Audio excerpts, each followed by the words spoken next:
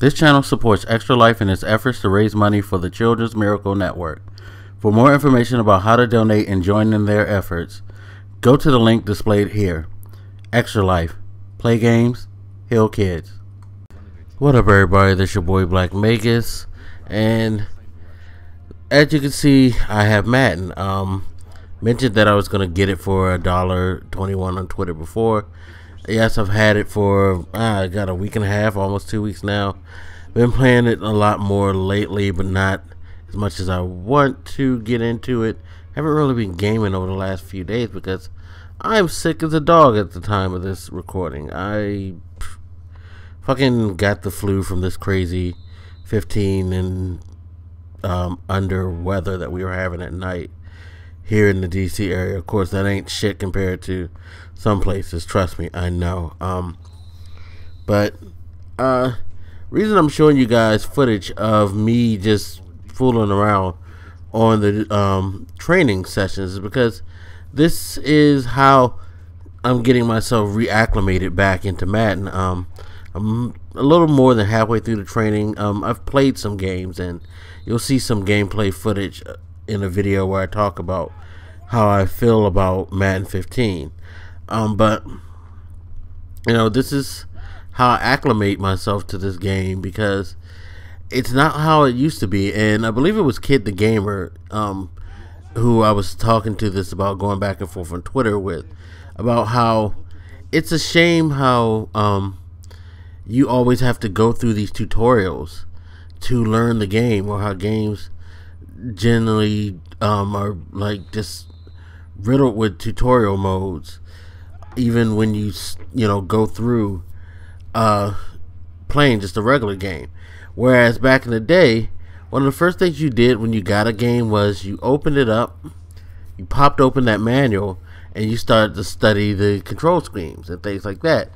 Not only that, you find out a little bit of information about the game. If it was a fighting game, that was just the greatest, because not only did you get the moves, but you also got to figure out what characters you might want to try first. You know, you got a little info on the character, got to see, you know, how they look. Like, oh yeah, you know, Ken looks cool, or hey, Guile looks cool, you know, back in the day. And it's funny because I remember the little notepad area.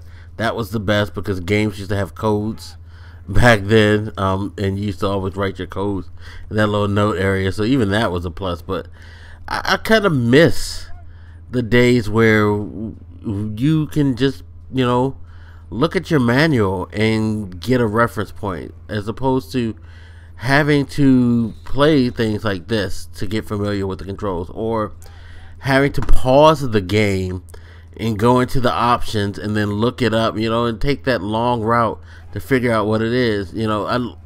And the thing that I really don't like is games that say they have a digital manual, but it's like, oh no, click this link to go to our website and see the manual. Stuff like this, like, what the motherfucker? So there is no real manual. You know, some games, like I think EA Sports still puts a digital copy of the manual with the game, so that's good. But some games are just even worse and just like give you a link to their website, and you have to go to their website and then look up the manual there. I think 2K is famous for doing that shit, which blows my mind. But yeah, I miss manuals.